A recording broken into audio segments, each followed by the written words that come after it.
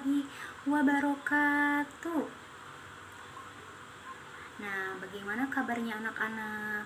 Bagaimana kabarnya Bunda? Semoga anak-anak dan Bunda selalu diberikan kesehatan, yang sakit semoga diberikan kesembuhan. Amin.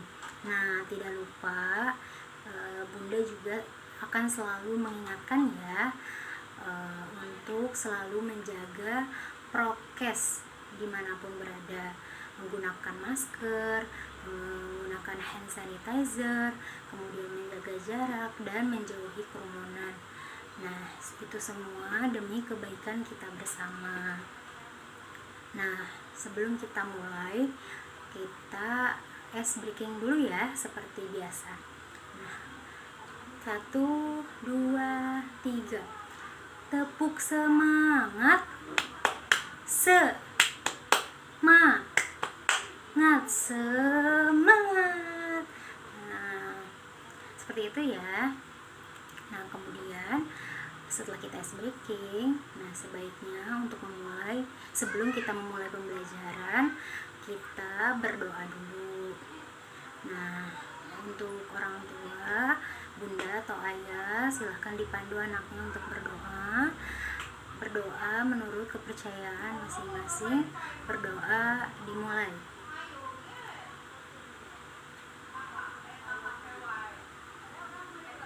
Berdoa selesai.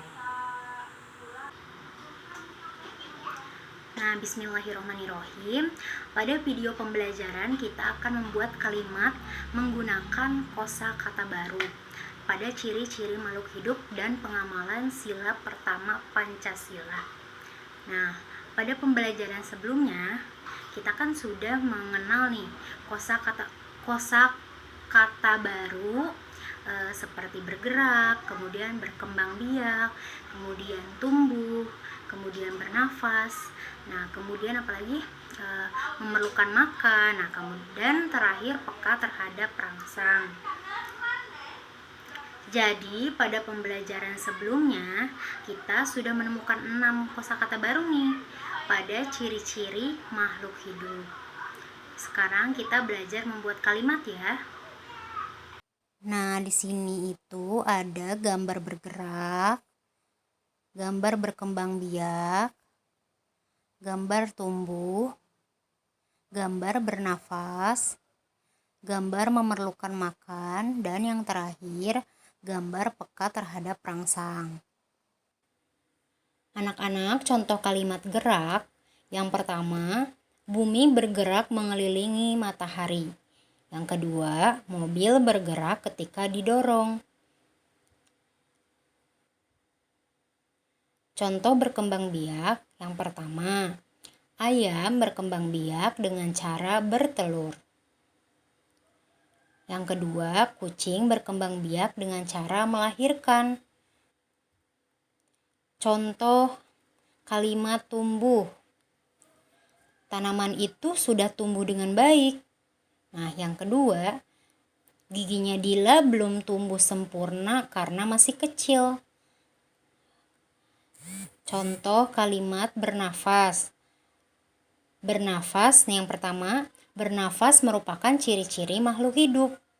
Yang kedua, manusia bernafas menggunakan paru-paru. Contoh kalimat makan. Yang pertama, makhluk hidup memerlukan makan dan minum untuk hidup. Yang kedua, Ani suka makan bubur setiap pagi. Yang terakhir, contoh kalimat peka terhadap rangsang.